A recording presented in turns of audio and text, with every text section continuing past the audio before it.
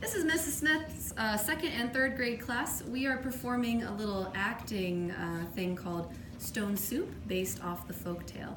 We also learned a xylophone piece that will be shown to you throughout the story. So, here they go. Once upon a time, there was a group of two travelers that had been traveling for a very long time. Eventually, they had run out of food and began to starve. Luckily, in the distance, they had seen that there was a village, which gave them hope. So they walked up to the village, and Andrew, the traveler, walked up to the first house and knocked on the door. A grandma answered. Hello? Ma'am, me and my friend, we're starving. Do you have any food that you could spare us? I've never seen you before in my life. I don't help strangers. And she slammed the door. Well, Andrew tried to go up to the second house and knocked on the door. A big burly guy answered the door. Yes? Andrew said, Sir, me and my friend, we're starving. Do you have any food in your house you could spare us? I've never seen you before, ever, once. Get out! And he slammed the door. Andrew then went up to the last house and he knocked on the door. A little girl answered. Yes? Little girl, me and my friend, we've been walking for days and we're starving. Do you have any food you could spare us? Let me ask my dad. Dad! What, honey? Do we have any food we can give this strange man at our door? No, tell him to go away. And so she slammed the door. Feeling discouraged at this point, Andrew went to the center of the village, where he had noticed his friend had came up with the plan. She found out that there was an empty pot in the middle of the village and some wood around it. So she began to rub the wood together, put water in the pot, and began to heat the water. Ready and go.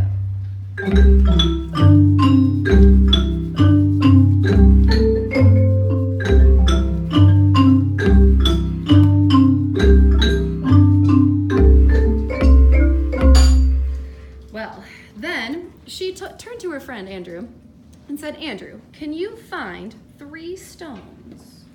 Ready, and here you go.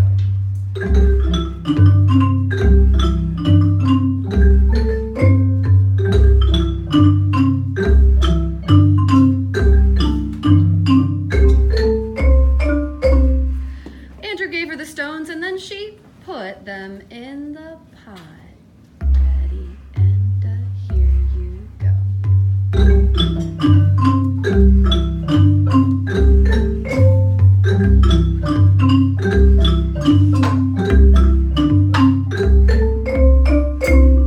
Well, I think her friend Andrew started to think she had lost her marbles at this point. And she started attracting the attention of the villagers who had crept out of their houses to see what was going on. Well, they all went up to her and they asked, What are you doing? Phoebe said, Well, I am making my world-famous stone soup. It's delicious. But in order for me to make it, I need meat. Does anyone have some meat they can spare me? The big burly guy stepped up. I'm a hunter. I have a lot of meat at my house. But first, will you share the soup with me after you make it? She said, Sure.